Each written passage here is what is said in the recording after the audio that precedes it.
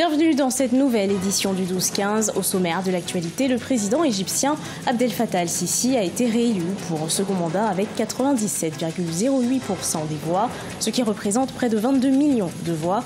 Le taux de participation a été de 41%. 20 ans, c'est la durée des liens de coopération entre l'Union européenne et les pays de l'Afrique, des Caraïbes et du Pacifique.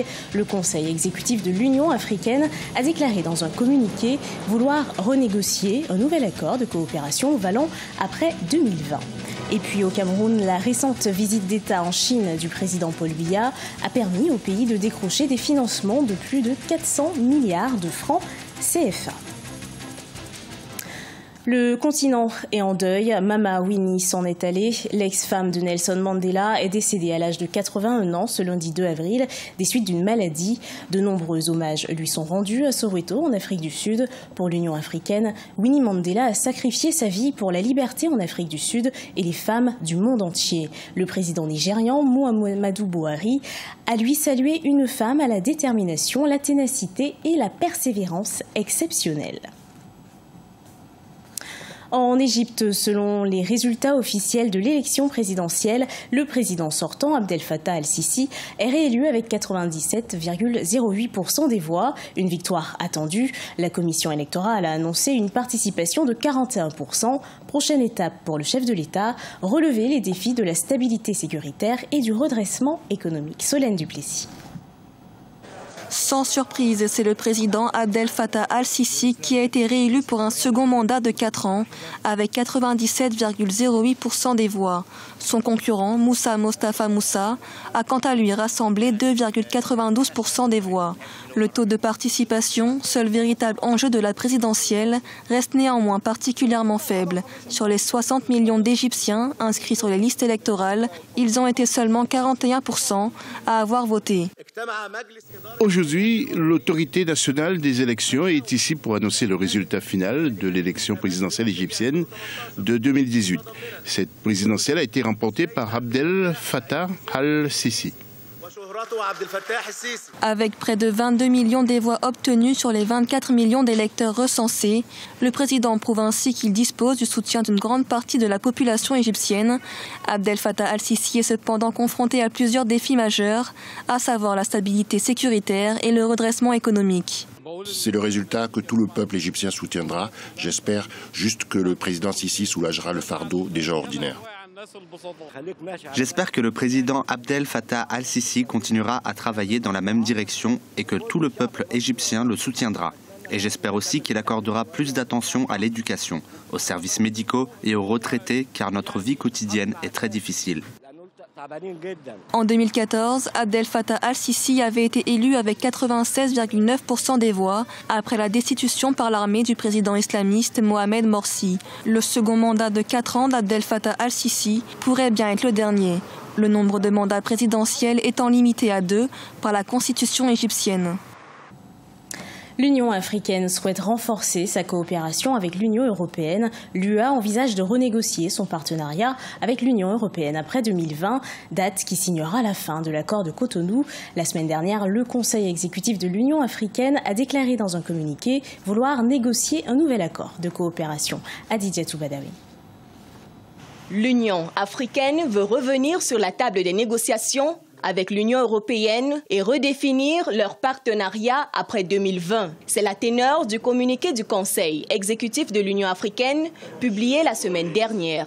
La nouvelle convention remplacera l'accord de Cotonou qui régit les relations entre les deux regroupements qui arrivent à échéance en février 2020. Le 29 mai prochain à Lomé, l'institution africaine présentera officiellement sa position au cours de la 107e session du Conseil des ministres de l'Afrique Caraïbe-Pacifique. La signature de l'accord de libre-échange continental, conclu avec 44 pays africains, est selon certains observateurs internationaux l'une des raisons qui suscitent des renégociations.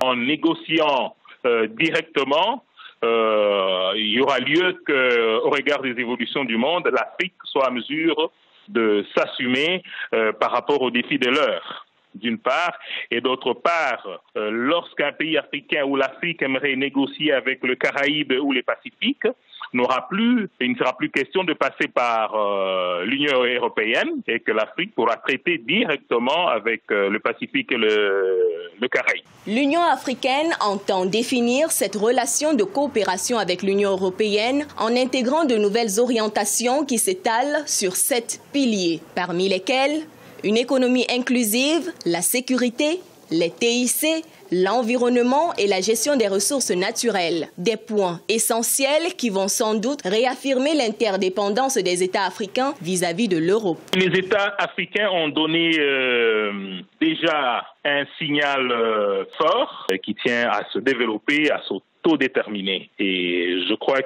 et aussi la volonté de mettre un commerce de favoriser un commerce intra-africain.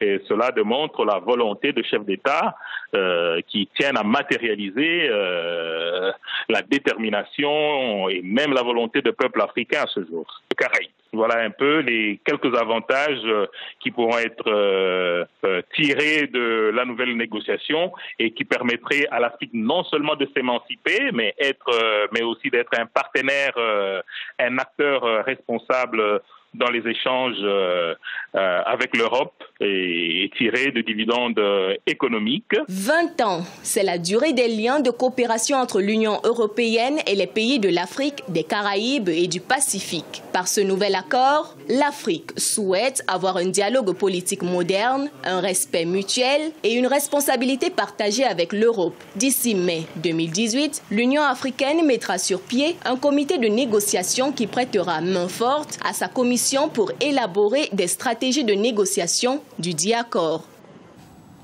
5, c'est le nombre d'accords qu'a pu décrocher le Cameroun à l'issue de la visite d'État du président Paul Biya.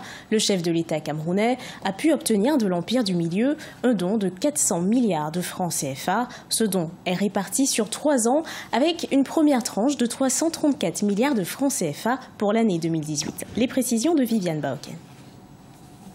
Après la visite de 2 jours en Chine du chef de l'État Paul Biya, le Cameroun a pu décrocher un important don sans contrepartie d'une valeur globale de 400 milliards de francs CFA. De cette enveloppe, 334 milliards sont destinés pour l'année 2018 et 84 milliards pour les 3 prochaines années. De ce financement essentiellement lié à l'aide publique à l'investissement, les experts saluent le prêt concessionnel de 50 milliards qui a été octroyé au Cameroun par la même occasion. Disons qu'au-delà du don de 400 milliards, il y a aussi un prêt concessionnel de 50 milliards, ce qui est important. Parce que les prêts concessionnels, c'est des prêts, n'est-ce pas, qui ont des taux qui avoisinent le taux zéro. C'est les prêts les plus recherchés. Et le Cameroun s'est justement donné dans sa loi de finances 2018 un plafond d'endettement qui est de 1200 milliards de dettes non concessionnelles et 500 milliards de dettes concessionnelles. Là, la Chine nous donne déjà 50 milliards. C'est déjà quelque chose. La Chine qui se positionne aujourd'hui comme le premier investisseur au Cameroun dans la réalisation des projets de développement a réalisé près de 1500 milliards d'investissements en 2016 à destination du Cameroun. Et même si la question de la soutenabilité de la dette demeure, les experts rassurent. Le Cameroun dispose encore d'une certaine marge de manœuvre liée à la soutenabilité de la dette. Si on se fie aux indices de soutenabilité de la dette émis par le Fonds monétaire international. Mais si l'on veut éviter d'entrer dans le rouge, il est important que l'on puisse mieux rationaliser la dépense d'une part. Et d'autre part, il est également important que l'implémentation des projets puisse être en adéquation avec la stratégie de financement de l'État du Cameroun. Toujours à l'issue de la visite du chef de l'État Paul Biya en terre chinoise, 5 accords de partenariat ont été signés entre Pékin et Yaoundé afin de renforcer les liens diplomatiques entre les 2 États. Journée ville morte au Niger ce 2 avril à l'appel du cadre de concertation et d'action citoyenne, un événement destiné à dénoncer la loi des finances 2018. Cette opération ville morte s'est constatée à Niamey et dans d'autres grandes villes du Niger. Ibrahima Djoumama. Opération ville morte timidement suivie par la population à Niamey au Niger ce 2 avril 2018. À l'appel du cadre de concertation et d'action citoyenne, un regroupement d'associations de la société civile nigérienne opposée à la loi de finances 2018, cette ville morte se constate aussi bien à Niamey que dans d'autres grandes villes du Niger. globalement, nous pouvons dire que nous sommes satisfaits de la journée d'aujourd'hui. Nous avons décidé de faire cette journée ville morte. C'est un cadeau d'anniversaire que nous avons fait aujourd'hui.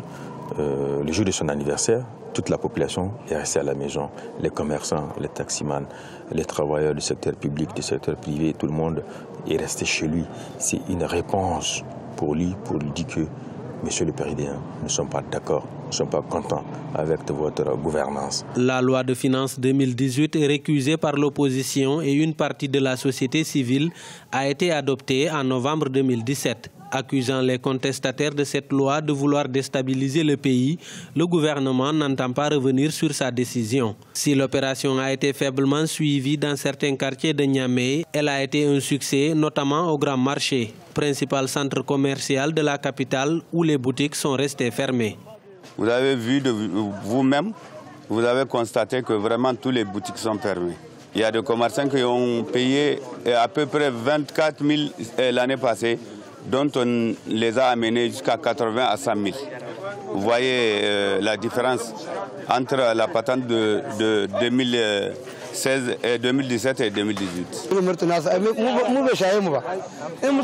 Cette opération de ville morte ne me concerne pas et je ne suis même pas au courant. J'ai quitté chez moi pour venir chercher de quoi subvenir à mes besoins et nourrir ma famille. Donc cette ville morte dont on parle ne m'engage pas. Depuis l'adoption de la loi des finances 2018 par l'Assemblée nationale en novembre 2017, les organisations de la société civile regroupées au sein du cadre de concertation qui estiment que cette loi est antisociale manifestent toutes les 2 semaines à travers des journées d'action citoyenne. Elles récusent notamment l'augmentation de la taxe sur la valeur ajoutée sur les produits de grande consommation et les cadeaux fiscaux accordés aux compagnies de téléphonie. Ce journal a été préparé par l'ensemble de la rédaction. Merci de l'avoir suivi. Retrouvez dans un instant une nouvelle édition de l'actualité sur Africa 24.